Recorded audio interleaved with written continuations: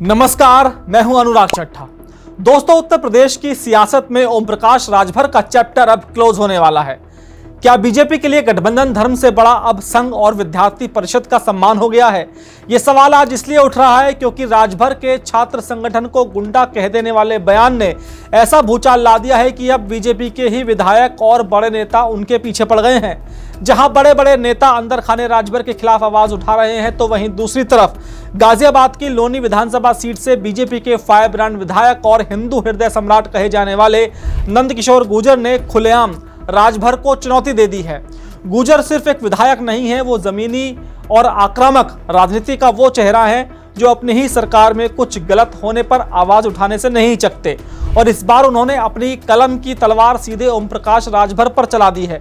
राजभर ने जब श्रीराम स्वरूप मेमोरियल यूनिवर्सिटी में प्रदर्शन कर रहे एबीवीपी के छात्रों को गुंडा और उग्रवादी कहा, तो पूरे प्रदेश में आक्रोश फैल गया। इसी आक्रोश को लेकर नंदकिशोर गुर्जर ने राजभर को एक खत लिखा, जो सिर्फ एक खत नहीं बल्कि एक चेतावनी है।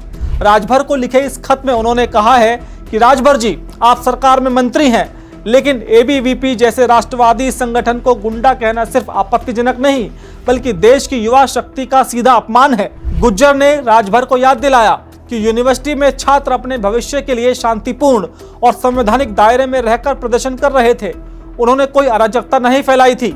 साथ ही उन्होंने राजभर को उनका अतीत भी याद दिलाया, जब उन्होंने शिवभक्त कांवड़ियों पर भी विवादित टिप्पणी की थी। गुर्जर ने कहा कि ऐसी भाषा आपको शोभा नहीं देती। नंदकिशोर गुर्जर ने एक बड़ा आरोप लगाते हुए लिखा कि कुछ समाजवादी मानसिकता वाले अधिकारी सरकार की छवि खराब करने के लिए छात्रों की आवाज दबा रहे हैं, और ऐसे में आपको तो छात्रों के साथ खड़ा होना चाहिए था, लेकिन आपने उल्टा उन्हें ही अपमानित कर दिया। यानी न सिर्फ उन्होंने यह कहा छात्रों पर जो लाठीचार्ज हुआ वो विपक्ष से प्रेरित अफसरों से हुआ, बल्कि इनडायरेक्टली उन्होंने राजभर को भी विपक्ष का बी टीम का नेता बता दिया। और अंत में छात्रों का साथ देते हुए उन्होंने कहा, राजभर, मैं आपको चेतावनी देता हूं कि तत्काल अपने शब्दों को आप वापस ले, सार्वजनिक रूप से माफी मांगे, वरना यह समझा जाएगा कि आप जानबूझकर राष्ट्रवादी संगठन की छवि को खराब कर रहे हैं और छात्र शक्ति का अपमान किसी भी कीमत पर बर्दाश्त नहीं किया जाएगा। राजभर के खिलाफ मोर्चाबंदी अब चौतरफा होने लगी है।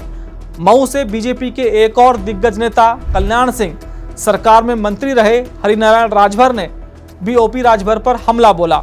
उन्होंने उस नैतिक धरातल पर चोट की जहां से राजभर दूसरों पर उंगली उठा रहे थे। हरिनारायण राजभर ने कहा कि यह कितना हास्यास्पद है कि जो व्यक्ति दूसरे के बच्चों को उग्रवादी कह रहा है, उसके अपने बेटों पर समाज में भड़काऊ और जहरीले भाषण देने के आरोप लगते रहते हैं। यह शीशे के घर में रहकर दूसरों पर पत्थर फेंकने जैसा है। एक तरफ बीजेपी के नेता राजभर को माफी मांगने की चेतावनी दे रहे हैं, तो दूसरी तरफ एबीवीपी ने कानूनी लड़ाई का बिगुल बजा दिया है।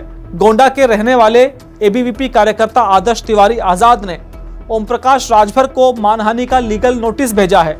इस नोटिस में साफ कहा गया है कि 5 दिन के अंदर सार्वजनिक रूप से माफी मांगे, 7 दिन के अंदर लिखित आश्वासन दें कि भविष्य में किसी छात्र संगठन के लिए ऐसी भाषा का प्रयोग नहीं करेंगे, और अगर ऐसा नहीं किया तो दीवानी और आपराधिक मुकदमा झेलने के लिए तैयार रहें। यानी कि पार्टी के अंदर और बाहर दोनों जगह ही राजभर की दिक्कतें थमने का नाम नहीं ले रही हैं। राजनीतिक गलियारों में ये चर्चा भी आम है कि राजभर जानबूझकर ऐसे बयान दे रहे हैं। उन पर पहले भी वाराणसी में राजभर और क्षत्रिय समाज के बीच तनाव भड़काने के आरोप लगे हैं, जिससे बीजेपी को काफी नुकसान भी हुआ था। कई बीजेपी कार्यकर्ता मानते हैं कि मुख्यमंत्री योगी आदित्यनाथ की साफ सुथरी छवि वाली सरकार में राजभर जैसे विवादित मंत्री फिट नहीं बैठते। आरोप लग रहे हैं कि राजभर बीजेपी में रहकर बीजेपी की ही जड़ें खोदने का काम करते हैं। वो ठाकुरों और अन्य समाज के खिलाफ बोलकर अपनी जातिगत राजनीति को धार देना चाहते हैं, भले ही इससे गठबंधन को कितना भी नुकसान हो। जो विश्लेषक हैं उनका मानना है कि राजभर बीजेपी में रहकर विपक्ष की भूमिका निभा रहे हैं, ताकि 2027 के विधानसभा चुनाव से पहले वो अपनी राजनीतिक जमीन को तैयार कर सके, चाहे वो एनडीए में हो या इंडिया गठबंधन में। अब गेंद पूरी तरह से बीजेपी आलाकमान के पाले में है, और यह फैसला बीजेपी के लिए आसान नहीं है। यह एक धर्म संकट की स्थिति है। एक तरफ है गठबंधन धर्म, ओम प्रकाश राजभर का पूर्वांचल की कई सीटों पर प्रभाव है, उनके पास 4 से 5% राजभर वोट है जो चुनाव का नतीजा पलट सकते हैं। बीजेपी 2027 के चुनाव से पहले इस वोट बैंक को खोने का जोखिम बिल्कुल नहीं लेना चाहेगी। लेकिन दूसरी तरफ है पार्टी धर्म। बीजेपी एक कैडर आधारित पार्टी है, उसका कार्यकर्ता उसकी सबसे बड़ी ताकत है। एबीवीपी और संघ परिवार उसकी विचारधारा की नींव है। अगर आज बीजेपी एक सहयोगी के लिए अपने ही कार्यकर्ताओं और अपनी ही विचारधारा का अपमान सह लेती है, या मैं तो यूं कहूंगा कि उसका कत्ल वो अपनी आंखों से देखती है, तो इससे पूरे कैडर में एक बहुत गलत संदेश जाएगा। कार्यकर्ता डेमोरलाइज होंगे, उसे लगेगा कि सत्ता के लिए पार्टी किसी भी हद तक समझौता कर सकती है।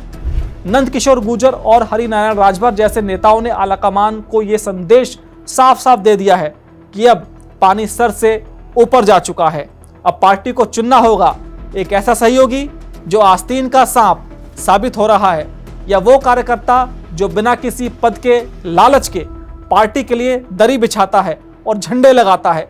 अब सबकी निगाहें लखनऊ और दिल्ली पर टिकी है। क्या योगी आदित्यनाथ इस लगातार हो रहे अपमान को और बर्दाश्त करेंगे?